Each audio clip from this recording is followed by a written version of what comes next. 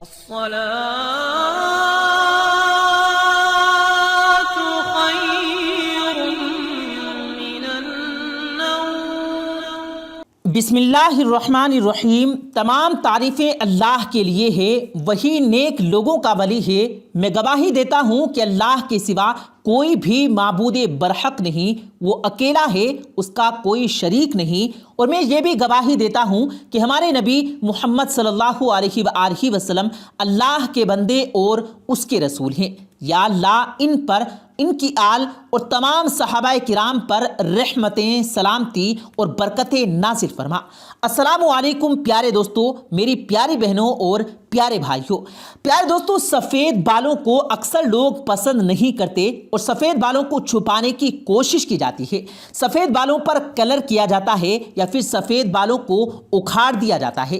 اس بارے میں کوئی شک نہیں کہ سفید بال بڑھاپے کی نشانی ہے، اور پہلے 1-2 بال سفید ہوتے ہیں، پھر 10-12 اور رفتہ رفتہ انسان کے تمام بال ہی سفید ہو جاتے ہیں۔ آج کی ویڈیو میں ہم آپ کو سفید بالوں کے بارے میں چند دلچسپ حقائق بتائیں گے، اور یہ بھی بتائیں گے کہ سر کے بال اگر سامنے سے سفید ہونا شروع ہوں تو کس بات کی نشانی ہے۔ بس آپ نے ویڈیو کو اسکپ نہیں کرنا اور ہمارے ساتھ ویڈیو میں آخر تک جڑے رہنا ہے۔ پیارے بھائیوں، سفید بالوں کے حوالے سے یہ حدیث ملاحظہ فرمائیے جو یحییٰ بن سعید سے یوں روایت کی گئی۔ وہ فرماتے ہیں کہ میں نے حضرت سعید بن مسیب کو یہ فرماتے سنا کہ حضرت ابراہیم علیہ السلام جو اللہ کے دوست تھے، سب سے پہلے انسان ہیں جنہوں نے اپنی مونچھیں کتری، اور وہ سب سے پہلے انسان ہیں جنہوں نے بڑھاپا یعنی سفید بال دیکھے۔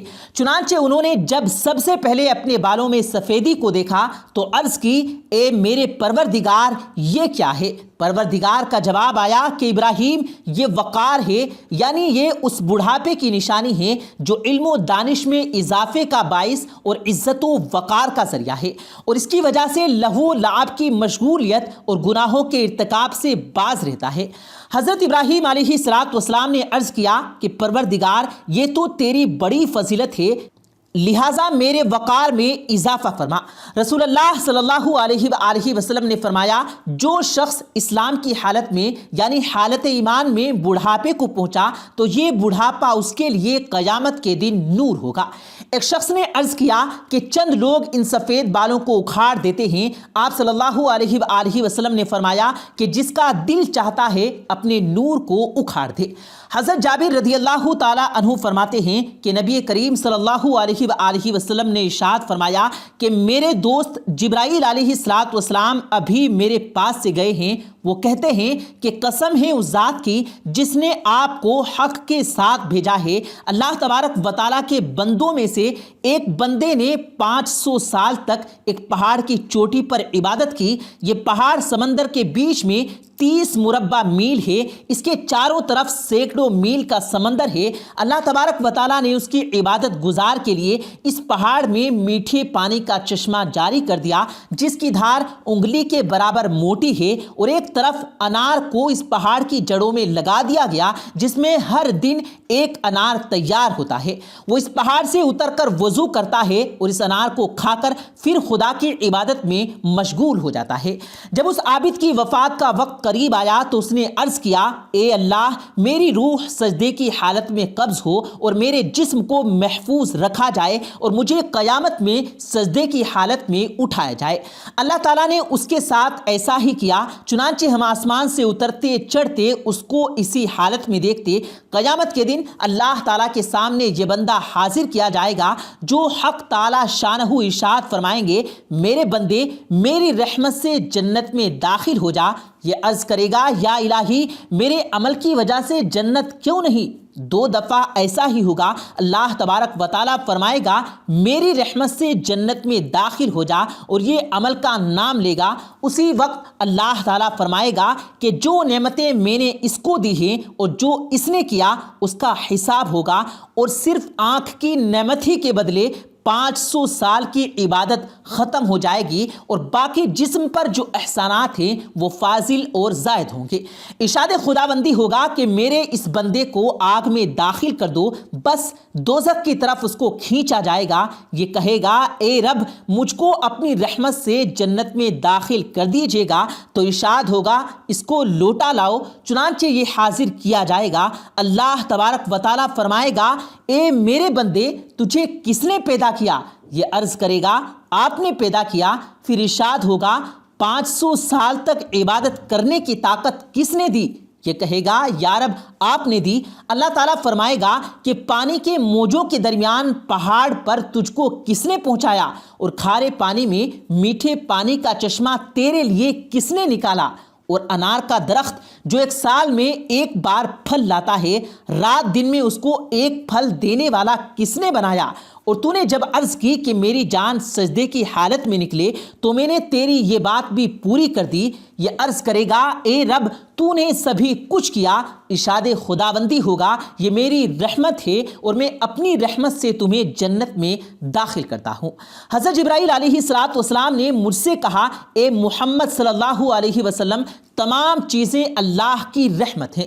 تو پیارے بھائیوں اس لیے چاہیے اللہ تعالیٰ سے ہمیشہ یہ دعا کی جائے کہ اللہ تعالیٰ ہمیں بھی اپنی رحمت سے جنت میں داخل فرما۔ اگر آپ کے دل کی بھی یہی دعا ہے تو کمنٹ سیکشن میں ایک بار آمین ضرور لکھیے گا، کسی کی بھی آمین ہم سب کا کام بنا سکتی ہے۔ پیارے بھائیوں ہم بات کر رہے تھے سر کے بالوں کے سامنے سے سفید ہونے کی، تو یاد رہے کہ سر کے بال اگر سامنے سے سفید ہوں تو یہ برکت اور خوش نصیبی کی علامت ہے۔ اسی لیے جو لوگ سفید بالوں کو دیکھ کر پریشان ہوتے ہیں اور ان کو پسند نہیں کرتے تو ان کو چاہیے کہ بالوں سے پریشان نہ ہوں اور سفید بالوں کو اکھاڑنے کی کوشش نہ کریں، یہ تو ان کے لیے برکت اور خوش نصیبی کا سبب ہے۔ اور یاد رہے کہ روایات میں یہ بات بھی ملتی ہے کہ خود اللہ تعالیٰ بھی سفید بالوں سے حیا فرماتے ہیں۔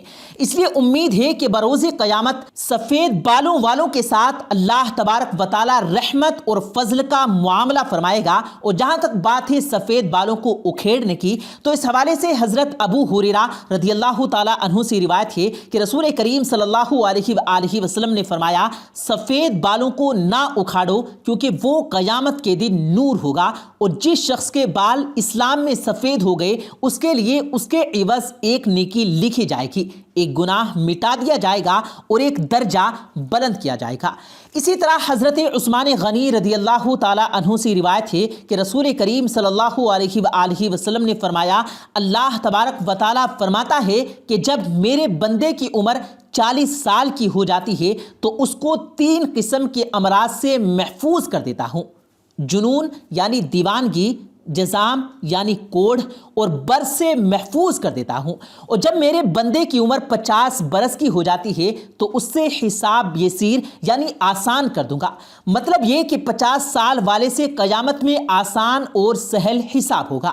جب کوئی بندہ 60 سال کی عمر کو پہنچ جاتا ہے تو میں توبہ اور رجوع اللہ کو اس کا محبوب بنا لیتا ہوں۔ مطلب یہ کہ 60 سال کی عمر کے بعد توبہ سے محبت ہو جاتی ہے اور اللہ تبارک و تعالیٰ کی طرف رجوع ہونے کی توفیق عطا ہوتی ہے۔ جب کسی کی عمر 70 سال کی ہو جاتی ہے تو فرشتے اس سے محبت کرتے ہیں، اور جب کوئی 80 برس کا ہو جاتا ہے تو اس کی نیکیاں لکھی جاتی ہیں اور گناہ نظر انداز کر دیے جاتے ہیں۔